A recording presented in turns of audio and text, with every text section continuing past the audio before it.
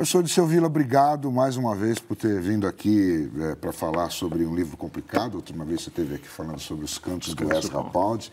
Parece que você gosta bastante desses dilemas, né, da leitura, e veio aqui falar sobre o James Joyce. Mas eu queria dar um recado para as pessoas, que é o seguinte: o escritor James Joyce já foi objeto de um programa Literatura Fundamental. A professora Munira Hamoud Mutran, da Universidade de São Paulo, esteve aqui para falar sobre o livro Ulisses e contou bastante sobre a vida de James Joyce. Se você quiser, pode ver essa entrevista com as informações sobre Joyce no nosso canal no YouTube. É o www.youtube.com/UniversPTV. Lá a gente tem uma lista de reprodução do programa Literatura Fundamental. Você pode procurar o programa sobre Ulisses para saber mais sobre a vida de James Joyce. Por isso, professor, hoje a gente vai se limitar a falar do livro e não vai, como habitualmente a gente faz, falar mais sobre a biografia do autor. Se bem que vamos ter que falar do Joyce para explicar esse livro, que é o seguinte, professor, eu estou apanhando dele, é dificílimo de avançar nesse livro. Todo mundo apanha. E eu pergunto, acho que a primeira pergunta é o seguinte: esse livro é para a gente ler ele de uma vez ou não? Ou a gente vai lendo ele aos pouquinhos? Porque ele fala isso para a gente começar a falar sobre a dificuldade do livro. As hipóteses de leitura do Finnegan's Wake são várias. Quer dizer, você pode, obviamente, começar no que seria pressupostamente o começo, né? E seguir até o fim, se você quiser. O escritor Michel Butor, francês, ele sugeria, na verdade, que você fizesse o que ele próprio fazia, que era abrir o livro quase que aventura e buscar coisas dentro do texto. Ele era particularmente cativado pela variedade extraordinária de invenções de palavras, né? Então, para ele, que inclusive supunha que o livro não tinha sido composto, e eu acho que ele estava certo nisso, não tinha sido composto para uma leitura como a gente lê normalmente um romance, né? Ele propunha, então, na verdade, que o livro tinha quase que uma espécie de leitura de um modo muito complexo, quer dizer, novo, né? Você teria que abordar o livro de uma maneira quase que não cronológica e não sequencial, né? Quer dizer, qualquer parte iluminaria as outras partes que você estivesse lendo. Mas então você tem que ir e voltar. Frequentemente. Porque você vai, você entende, deixa eu ver se é isso mesmo, volta lá para trás. Bom. Para dar uma ideia disso, por exemplo, a palavra que inicia o romance, River Run, é o meio de uma frase que só vai se concluir, quer dizer, a ideia de conclusão já é quase que fora de questão, mas ela só vai se concluir no final do livro, onde ela engata novamente no começo e o ciclo é reiniciado. River Run, como se o rio corre, né? O rio corrente. O rio corrente, River Run. Bom, o livro tem uma história, a gente pode dizer que ele tem uma história, ele conta uma história, tem personagens, porque isso é uma coisa que você só vai entender depois que você mergulhar e for voltar. Basicamente, ele tem. Eu acho que todos os esforços, na verdade, de traçar uma espécie de linha para o livro, eles são, na verdade, sempre mal sucedidos. Obviamente que, diante do monstro que é o Finnegan's Wake, várias tentativas já foram feitas por críticos, né? Inclusive, a professora Dirce Valtric do Amarante, né, fez um pequeno livro, que é esse aqui. Vamos mostrar esse livro, porque ele é importante. O Paralelo Finnegan's Wake, em que em uma das partes, ela, na verdade, faz um apanhado daquilo que os críticos, inclusive, já tinham disposto como sendo, digamos, os personagens básicos do que seria uma trama muito elementar, que seria o Humphrey Chipney Earwicker, que seria, digamos, o taverneiro, o dono do pub, né? Casado com a Ana Lívia Plurabelli, que é a outra personagem muito importante, acho que talvez a personagem fundamental disso. Os filhos deles, que são Shem, Sean, né? E a Issy, que às vezes se confunde com a mãe, isso é curioso também, né?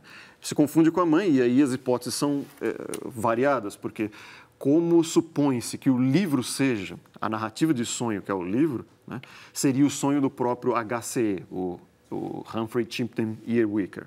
E nesse sonho, como ele é acusado, inclusive, de ter feito alguma coisa no Phoenix Park, lá em Dublin, alguma coisa de natureza sexual, por vezes no sonho dele as duas mulheres se combinam e a ideia do incesto aparece. Quer dizer, em que a mulher e a filha se misturam. misturam. Aliás, o livro é todo feito assim, vamos dizer assim, a leitura dele, ela tem como se fosse camadas de compreensão. É. Então, eu acho que a pessoa para ler esse livro e falar assim, li esse livro, achei ele ótimo, tem que ter uma cultura absurda, um conhecimento de muitas coisas, de história, de filosofia, não é isso? De fato ajuda muito. Eu acho que, inclusive, hoje nós temos, na verdade, um grande aparato que acompanha esse livro de já anos de críticos lendo, né? Então, isso, de certa maneira... Facilita a vida da gente. Acomoda o livro de uma certa maneira. É claro que um livro tão complexo quanto é o Finnegan's Wake, que o fato é que você vai ver em cada palavra uma invenção de uma nova palavra, que é aquele conceito já do Lewis Carroll, né? Que ele influenciou muito Joyce, que é o conceito da palavra valise. Então, você tem uma palavra que combina duas ou mais palavras dentro dela, né? Além de trocadilhos, né? Então, na verdade, a dificuldade do texto é mais, eu acho, que a própria escrita, a própria proposta do Joyce. Que era uma proposta, quando as pessoas começaram a questioná-lo, a proposta dele ficou clara quando ele deu uma entrevista e disse que, assim como as pessoas achavam, né, e ele mesmo tinha escrito Ulisses como um livro que passava durante um dia, né, aquele 16 de junho de 1904. Né? Quer dizer, aquele o Bloomsday, que fez sexo com a mulher, né? Com a mulher. O Bloomsday, né, que hoje se tornou o Bloomsday. Esse era o livro da noite. Então, o pressuposto, na verdade, é que você não vai nunca compreender exatamente o que está acontecendo, porque a noite e os sonhos são, na verdade, coisas que partilham, digamos, a natureza do mito ou mesmo da poesia ou da profecia, em que você tem uma espécie de compressão enorme dos fatos como são observados no dia, né? Então, por essa compressão, inclusive no nível mesmo atômico da palavra, a compressão que você encontra nisso é a dificuldade que você encontra na leitura. Porque daí o que acontece? Você pega a base da língua, que é escrita no inglês, né? E a combinação excede a quantidade de 65 línguas, né? Então, quer dizer, a combinação que você tem nessas palavras é algo realmente muito difícil de ler. Combina, tem até português aqui, combina português, francês, alemão, latim, enfim. Grego, todas as línguas que você puder imaginar. Quer dizer, ele fez um rol, ele era um poliglota, o James Joyce, né? Então ele fez um rol de linguagens que deveriam encenar para você uma sensação de você não ter o domínio do que você está lendo, porque a verdade é que você estaria num domínio, digamos, da noite, do sono e do sonho. Você falou HCE, né? Que são vários nomes, que se HCE... A sigla significa várias coisas. No livro inteiro, tal, que é o cara que pode tanto ser o taverneiro, né, como, por exemplo, Here Comes Everybody, onde ele mostra que o Earwicker é todo mundo ao mesmo tempo. Né? É um sonho, quase que um sonho coletivo que é sonhado ali, né, da história da humanidade. E a Ana Lívia Plurabelli também, quer dizer, a sigla LP vai ser recombinada várias vezes. Ana Lívia, que é a personagem fundamental e que tem inclusive aquele trecho, o mais famoso trecho, que parece que era o Joyce também que o preferia, né, que foi publicado também, porque o livro foi serializado, escrito durante 17 anos, imagina, quer dizer, ele serializou várias das partes, né, publicadas nas revistas a Transatlantic Review e na Transition, né, que eram revistas modernas. E numa dessas serializações você tem aquele capítulo que ficou conhecido como Ana Lívia Plurabelli, que é o capítulo 8 do primeiro livro. E nesse você vê, na verdade, Ana Lívia se transformar em vários rios, né? Quer dizer, ela é a personagem que é a água e ela carrega as coisas junto com ela. Então, por exemplo, Ana Lívia vai ser também o rio Liffey, que é Lívia e Liffey, quer dizer... Que é um rio lá da Irlanda. De Dublin. Então, quer dizer, a complicação mesmo do livro é essa incrível compressão das coisas e você não ter uma linha narrativa clara, né? A linha narrativa vai acontecer, quer dizer, o surgimento desses personagens acontece no primeiro capítulo, que é um capítulo que encena diversas quedas da humanidade, né? A queda do Humpty Dumpty, que é aquele ovo da canção tradicional, a queda do Tim Finnegan, que é o que dá a origem, né? Quer dizer, a canção Finnegan's Wake, né? Que é o velório do Finnegan, é uma canção tradicional irlandesa, né? E no velório do Finnegan, pela palavra também wake é despertar também, além de velório, né? E o Joyce brincando com a ideia de um despertar, que é um velório também, que acontece já na canção original, em que o Tim Finnegan, que é um pedreiro, ele cai da escada, quebra o pescoço, morre, e aí no velório dele, deixam cair um pouco de uísque em cima porque são todos uns beberrões, né? Claro. Deixam cair o uísque ali no Tim Finnegan, e o Tim Finnegan sai dançando e cantando no próprio velório, né, onde ele revive. E essa que é a coisa interessante, porque, na verdade... A morte e o renascimento. E o renascimento estão todos colocados lá desde a canção original, que deu a ideia para o Joyce de encenar isso durante o livro todo. Não, mas é interessante, você falou, deixa eu mostrar aqui que eu só tenho o primeiro, eu não fui para os outros, que eu não consegui superar o primeiro eu mesmo. Mas aqui os outros livros, quer dizer, são 3 livros, essa é uma tradução recente. Eu acho que ainda tem mais 2 desses, tem 5 1, 3 e 5. 1, 2, 3, 4, 5. Quer dizer, são 5 livros. Eu trouxe 3 deles. Tá. São 5 livros, essa é uma tradução do Donaldo Schuller, né?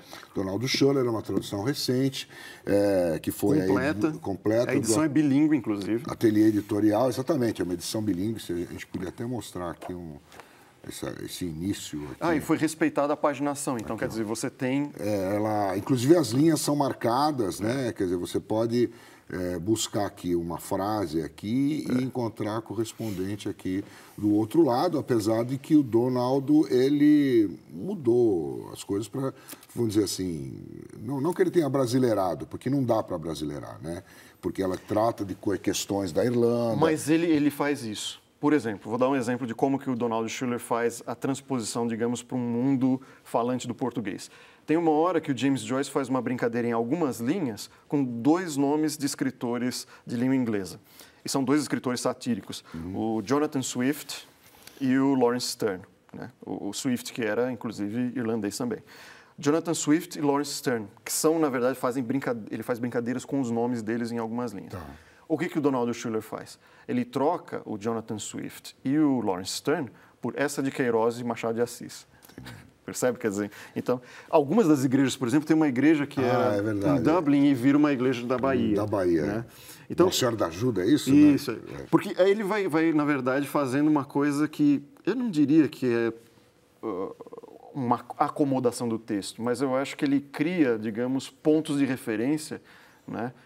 Divertidos, de certa maneira, porque, embora não corresponda diretamente, quer dizer, um livro como esse, que tem uma abertura tão grande, né, de interpretativa, né, para a tradução, eu creio que seja, inclusive, uma tentação você fazer parte desse organismo criativo, né, trazendo para ele algumas coisas que podem estabelecer, pelo menos, uma relação, né, de identidade com o texto original. Uma comunicação para quem fala português.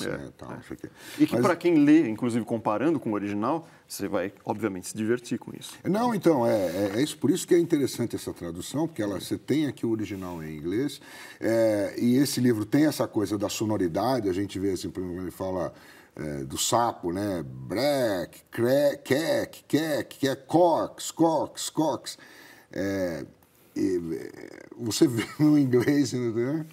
Porque o Joyce ele utiliza muitas coisas diferentes, onomatopeias, quer dizer, aquilo que a gente já disse dos trocadilhos, né, as palavras valise, quer dizer, é um texto realmente muito complexo do modo de construção.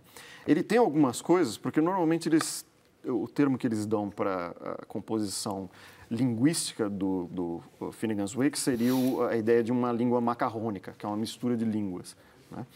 Isso aconteceu em livros que o Joyce apreciava já anteriores a ele, livros do século XV e XVI. Um deles é um livro muito misterioso, publicado em Veneza, chamado Hipnerotomaquia Polifili. Como que chama o livro? Hipnerotomaquia Polifili. Hipnerotomaquia polifílica. É a luta... Polifili. Polifili. Isso, é a luta de amor... Isso. É latim grego. Polifili é grego, Mais grego mesmo. Mais grego, Hipnerotomaquia é grego e polifili também.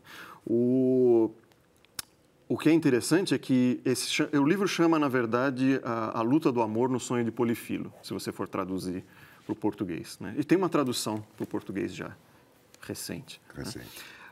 Mas o interessante é que o livro combina as línguas, o latim e o italiano, e é a mesma coisa, quer dizer, é o momento em que um personagem dorme e a partir do sonho dele, que é um sonho visionário, né, acontecem demonstrações maravilhosas do que é o mundo, né? Inclusive em figurações mesmo de, às vezes, arquitetura, figurações místicas, né, ou propriamente de linguagem.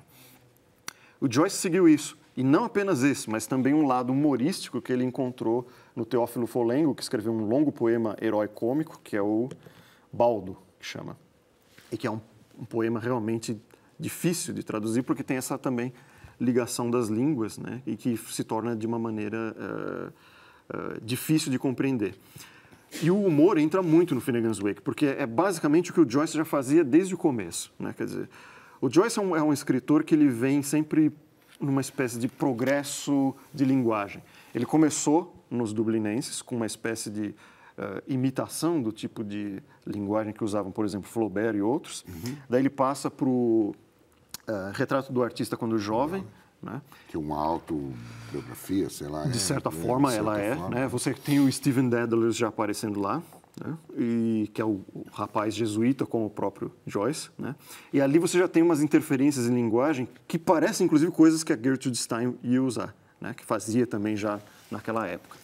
E aí você tem Ulisses, que é aquele monstro em que as pessoas já acham difícil de compreender, e finalmente o passo adiante, que era, na verdade, liquidar a ideia de narração, liquidar quase que a ideia de espaço e liquidar a ideia de linguagem. Quer dizer, ao mesmo tempo, ele destrói todas essas coisas juntos, né? E o interessante é que se você imagina que no começo tem essa queda, né? Depois você pode seguir pensando, por exemplo, tem a parte onde surge a carta da defesa da Ana Lívia Plurabelli do seu marido, porque o seu marido foi acusado de coisas que teriam acontecido no Phoenix Park, né? E aí você tem os dois filhos que entram também na situação. Os dois filhos, às vezes, trocam de lugar com o pai se torna todo mundo, o pai se torna um gigante também, que é o Finn McCool. E aqui é o gigante lá do começo, que é o de Dublin. De Dublin, né? E Ana Lívia, que se torna esse rio. E no final do livro, você tem, na verdade, uma espécie de desenvolvimento daquilo ainda mais estranho do... como é que chama? O monólogo que aparecia no Ulisses. O monólogo da Molly Bloom, que termina Ulisses, é uma coisa curiosa, porque o quarto livro do Finnegan's Wake, ele é exatamente isso. Ele é um longo fluxo de consciência. O Joyce não gostava dessa expressão, mas ela, de certa maneira, define o fluxo de consciência da Ana Lívia Plurabelli, né? Que, curiosamente, quando a gente pensa, por exemplo, no Polifili, né? Polifili amava Pólia, né? Que é muitas coisas, é aquele que ama muitas coisas. Plurabelli tem exatamente o mesmo, que é das variadas belezas, né? Ele faz... Então, quer dizer, o livro tem várias camadas de compreensão. As palavras, as referências que ele faz. Uma vez ele fala do HCE, mas o HCE pode ser o Napoleão, pode ser qualquer um. Aquilo que você falou, Here Comes Everybody. Né? Pode ser qualquer pessoa, o mundo inteiro. Childers Everywhere também, que alude ao fato daquilo que ele teria feito, que seria alguma coisa de natureza sexual. Também não fica claro no livro inteiro, né? Porque é uma coisa uma hora, outra coisa depois, né? Então, quer dizer, é um livro que ele trabalha com vários, como você disse, vários estratos de compreensão, né? Ele vai trabalhar com alegoria, ele trabalha também com todos esses níveis de compreensão dentro mesmo do vocábulo, né? E faz referências a coisas do passado, presente, a literatura, a história, a arte. Simultaneamente. A palavra importante uma palavra, simultaneamente. Então, é por isso que você não tem como separar um tipo de narração que está sendo feito da outra, porque todas elas ocorrem simultaneamente. Foi isso que o Joyce conseguiu fazer e que eu acho que nenhum outro livro conseguiu. Bom, mesmo gente influenciada por ele, como Guimarães Rosa. Né? Quer dizer, ninguém nunca conseguiu fazer uma narrativa que simultaneamente abordasse todas as coisas, né? E o tempo parece... Porque isso é uma coisa cubista, aliás, né? Que o Joyce faz. Né? Você botar o significado dos quadros cubistas. Colados. Né? Deixa eu falar uma coisa. A professora Mutran, quando esteve aqui, ela disse o seguinte, que o Ulisses, né, foi tido assim como o fim do romance. Algum escritor, não sei se era o T.S. Tinha dito como o fim do romance. Tinha dito, olha, você acabou com o romance, você destruiu o romance. O Ulisses, o que nós vamos fazer a partir daqui? E aí ele vem com isso aqui. Aí eu pergunto para você, tem muita gente que começa a ler o livro e não consegue compreender, abandona o livro. Vale a pena ler esse livro? Por que vale a pena ler esse livro e mergulhar nele? Eu acho que vale a pena mergulhar nesse livro porque, mesmo que você não esteja entendendo para onde ele está indo, ou mesmo que você não entenda inicialmente como ele foi feito, porque eu acho que isso vai se acomodando conforme você vai avançando, né? A abertura que ele dá, digamos, para a sua sensibilidade, a sua inteligência, particularmente quando você se dedica a compreender as coisas que estão, às vezes, escondidas, né? Mesmo em outras narrativas, né? Muito mais simples que a dos Joyce, isso soa com uma espécie de iluminação, né? Mesmo quando você volta para obras do Joyce depois de ler o Finnegan's Wake, como o Ulisses, né? Existe uma iluminação em relação ao projeto todo do Joyce. O Ulisses fica fácil, é? Fica fácil, isso é fora de questão. Mas ele ilumina também o projeto do Joyce e ilumina, de uma certa maneira, eu acho que a pretensão de toda a literatura, que não é necessariamente ser compreendida, mas é ser uma espécie de uma dinâmica permanente dos significados do mundo, né? Então, por que nós voltamos, por exemplo, ao Hamlet, do Shakespeare, né? Mesmo depois de muito século? É porque existe essa dinâmica sempre reencenada das coisas que estão postas ali em ação, né? O Joyce, a única coisa que eu acho que ele faz de muito diferente é tornar isso explícito com a linguagem que ele utiliza. E o explícito disso é realmente maravilhoso. Porque, por exemplo, tem um trecho que eu acho divertidíssimo. Você ficou de ler um trecho para a gente, né? Vou ler. O trecho que é interessante, por exemplo, esse aqui, o trecho onde os filhos estão estudando e você vê que o Shem, que é o escritor, faz notas marginais sobre as coisas, que é o trívio e o quadrívio, né? Que eles estudam todas as coisas, geometria e tudo mais. E é muito divertido, porque daí o que o Joyce está fazendo aqui? Não é exatamente lição de casa. Ele está encenando, digamos, a ideia do aprendizado e do conhecimento, né? E é uma coisa coletiva que acontece no livro. E o Shem também, inclusive, é o próprio autor. O próprio autor, é o próprio Joyce. É filho do HCE, mas é o próprio autor. Mas o Joyce também acaba sendo o HCE, acaba sendo por vezes... Mundo, que é o HCE todo mundo. Lê o trecho para nós, senão a gente vai passar do tempo aqui. Quer que leia em inglês? Não, preferia que você lesse em português. Então vamos ler em português. Ver... Esse aqui é o trecho do comecinho do capítulo 8 do livro 1, que é o comecinho da Ana Lívia Plurabelli. É um capítulo em que as lavadeiras estão ali juntas, conversando e lavando as roupas, e elas começam a fofocar sobre a situação da Ana Lívia e do HCE, né? E aí elas dizem assim, esse é o trecho que o Joyce gostava muito, e eu vou ler aqui a tradução que eu fiz. Me diz tudo da Ana Lívia, eu quero saber tudo da Ana Lívia. Bom, você conhece a Ana Lívia? Sim, claro, todo mundo sabe da Ana Lívia. Fala agora, põe pra fora. Ai, gente, é de morrer. Bom, você sabe, quando o velho Safoda saiu e fez o que você sabe. Eu sei, vai. Lava aí e não me enrola. Regaça as mãos e solta a língua. E não esbarra nada cá em mim. Ou o que quer que eles tentaram empreender do que ele fez no Offendix Park. Ele é um velho muito sacona. Olha essa blusa que é dele. Olha que suja essa dele. Empretou toda a minha água. E de molho e de malho desde esse dia semana passada. Quanta água ainda aguenta? Sei de cor os lugares que fazem ele levar maldito antejo, esfolando a minha mão, esfomeando a minha fome para ele pôr o linho privado em público. Soca bem limpo e põe junto com as bronhas.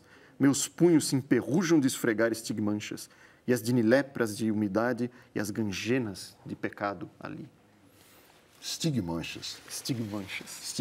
Então, essas palavras que ele constrói, ele pega várias palavras e põe numa só, né? E os rios Saale, o Ganges, são todos aparecendo, né? E eles vão como se fosse uma espécie de... eles vão todos se juntando naquilo que é o dizer de Ana Lívia Plurabelli, né? E tem trechos magníficos, né? Esse aqui, por exemplo, que é a tradução que os irmãos Campos fizeram de trechos. Você trouxe esse livro, que legal. Vamos mostrar isso aqui. O Panorama do Finnegan's Wake. Tem uma tradução que eu acho belíssima para a cena da Ana Lívia no tocador, né? Em que ela é definida pelos aspectos, isso é bem cubista, pelos aspectos que você vê no tocador. Então, ela é uma pessoa, mas ela é parte do ambiente dela também, do modo como as palavras a constroem. Panorama do Finnegan's Wake. Né? Augusto e Haroldo de Campos. Quer dizer, esse foi o primeiro trecho traduzido para a língua portuguesa do Finnegan's Wake. E ele deu o nome para o livro de Finícius Revém, que o Donaldo manteve na tradução dele. Finícius Revém já quer dizer muita coisa, porque Finícius é o fim e o início ao mesmo tempo. E Revém é que ele volta, né? Aquela história que você falou no começo, que ele tem essa circularidade do Vico, né? Que é aquela coisa da Scienza Nuova. Giambattista Vico. Giambattista Vico, filósofo do século, que publicou esse livro no século XVIII, 1725, em que ele dizia, na verdade, que as épocas históricas eram três: uma divina, uma heróica e uma humana. E que elas, na verdade, voltavam, que era o que ele chamou de ricorso. E que aparece logo no começo do livro do Joyce. É o eterno retorno. O eterno retorno. Para todo. Então, e ele trabalha com essa linguagem aqui. Então, você vê, você lendo ali, aparentemente você entende, mas aparentemente você não entende. Também não entende. Mas eu acho que isso é com todo o livro.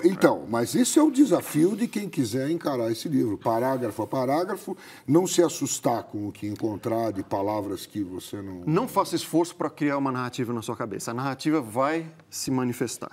Eu acho que o Joyce, na verdade, queria desafiar a própria ideia de escrever uma narrativa e de ler uma narrativa. Quer dizer, como aquela história dele ter matado o romance com Ulisses, aqui ele mata a narrativa com Finnegan's Wake. Posso dizer isso aí? Eu não acho nunca que se mata, né? Por exemplo, sim, não, mas estou falando como a compreensão que se tinha da narrativa. Quer dizer, eu acho que ele reconstrói a narrativa. Ele coloca uma questão fundamental sobre a narrativa nesse livro, né?